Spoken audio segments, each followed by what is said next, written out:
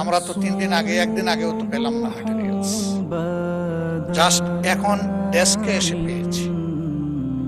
আমি অনুরোধ করব, আমাদের এই অধিকার খর্ব করবেন না। মাননীয় সদস্য,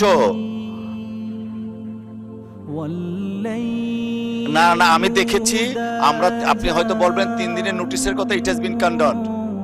আপনি বসুন, আপনি আমরা মাঝখানে আছি, আপনি একটু বসেন please. I am sorry, I am not allowing you, please take your seat. আমি দেখবো, আপনি একটু বসেন প্লিজ, আপনি একটু বসেন।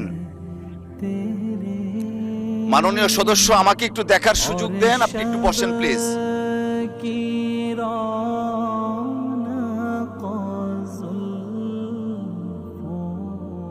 জি, মাননীয় বিরোধী দলের নেতা। ধন্যবাদ মাননীয় স্পিকার।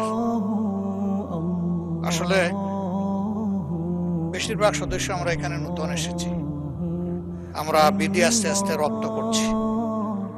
বিধি মোতাবেক এই সংসদ চলবে, এটা আমরা সকলেই সহযোগিতা করা উচিত।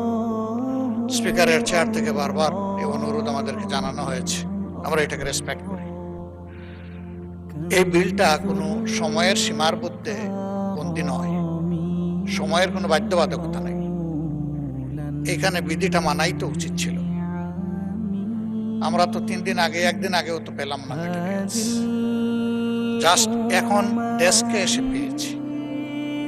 আমি অনুরোধ করব, আমাদের এই অধিকার খর্ব করবেন না। আমাদের এই অধিকার আপনার মাধ্যমে সংরক্ষণ হোক।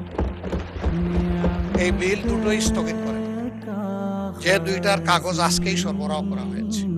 আমি আবারও বলছি, এটা সময়ের মধ্যে সীমাবদ্ধ নয়, আরো অনেক বিল এই সংসদে আসবে, এটাই স্বাভাবিক। বিল আসবে, আইন সংশোধন হবে, আমরা এগিয়ে যেতে হলে এগুলো লাগবে। কিন্তু যেখানে যেটা প্রযোজ্য সেটা হওয়া উচিত। যেহেতু এর কোনো সময়সীমা নেই, এই জন্য এটা পরবর্তী অধিবেশনে আনা যেতে পারে।